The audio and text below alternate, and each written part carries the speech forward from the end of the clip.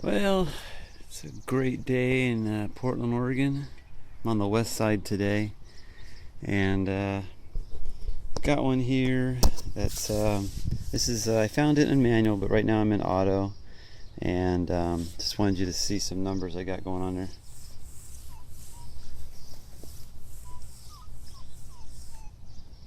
So we're down about 7-8 inches. I'm gonna pinpoint it.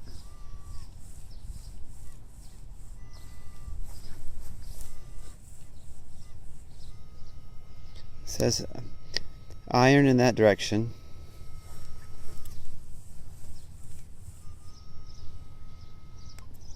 It says iron when I pinpoint in one direction. 741.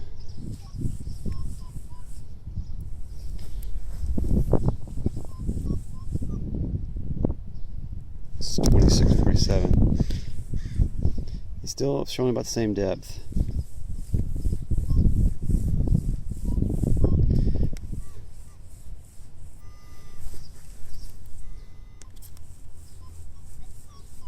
Let's see what we got. I gotta mark this spot real quick. So anyways, what I found here in the past in this field, haven't found any silvers in this field. I found a ring on either side of the field that was pretty deep. So about 8 inches. So let's see what we got today in this deep guy. Been here for about 20 minutes. I dug a couple nickels, couple quarters so far. Penny. It's a mid-50s school. I've managed to find 2 silver rings here and only one Rosie here.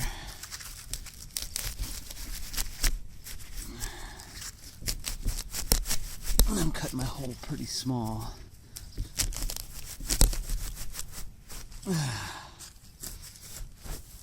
Starting to dry up here. The ground's getting a little bit tougher to get into.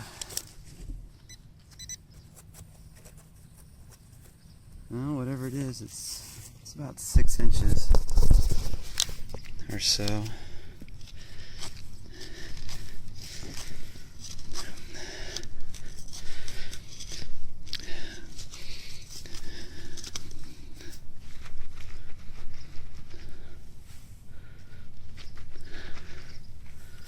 Well, still right in there.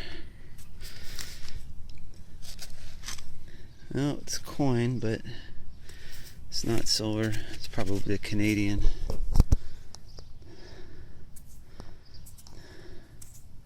Yep, it's a Canadian. How did I know it was a Canadian?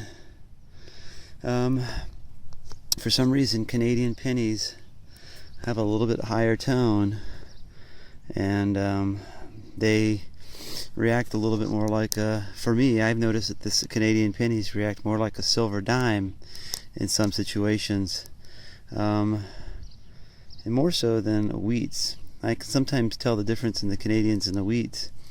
It's just weird. I don't know, but we got a 19. See, that's a 1993 Canadian, and it was down about 6.5 inches, which really sucks because if there's any silver here, it's gotta be deep. Well, I picked up a Batman ring about 2 inches under the surface here, shallow, but unfortunately I don't think that's silver, which is tarnished on the edge there, which really bites because this was coming up a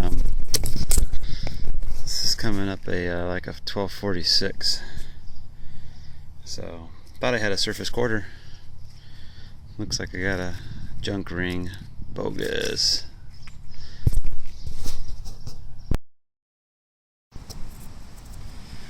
Alright, well, I moved over to school where I've had some fair good luck at. I think I found 8 silvers at this little, I think 5 silvers just like right in here, and 3 out there in the field. But my friend Cody, I pulled a silver quarter out of here My friend Cody, I was here one day, he pulled us another silver quarter right here in the exact same spot almost, and a pocket bill of 2 buffalo nickels.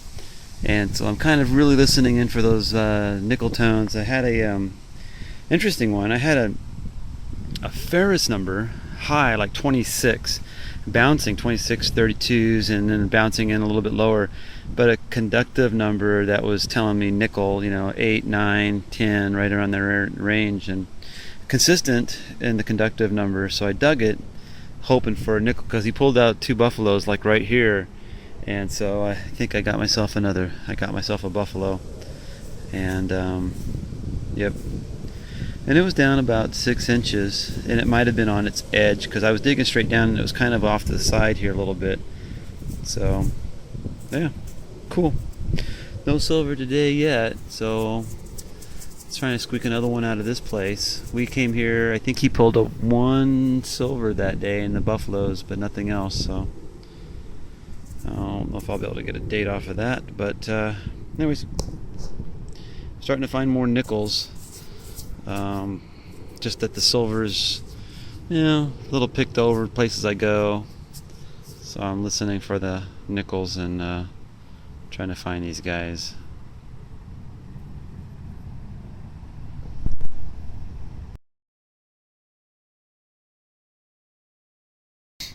Alright, I got silver. Now see, this is one of those ones I've talked about in the past, about teaching moments and things. I hit this on a backswing. I was out here and I came across and I hit it going in this direction, and it was like a 748, and high tone, $half, and I hit it again.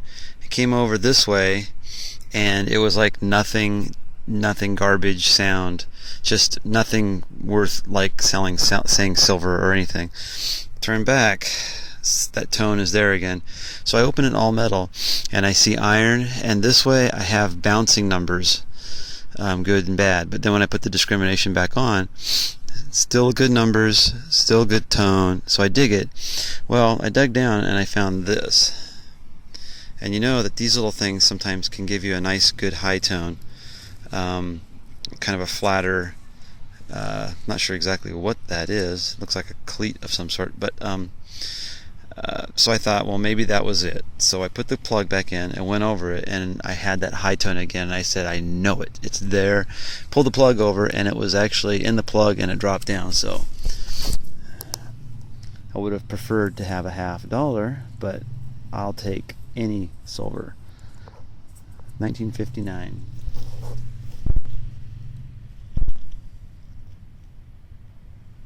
So again, don't always, whenever you find your target, go back over your plug. Always go over your plug.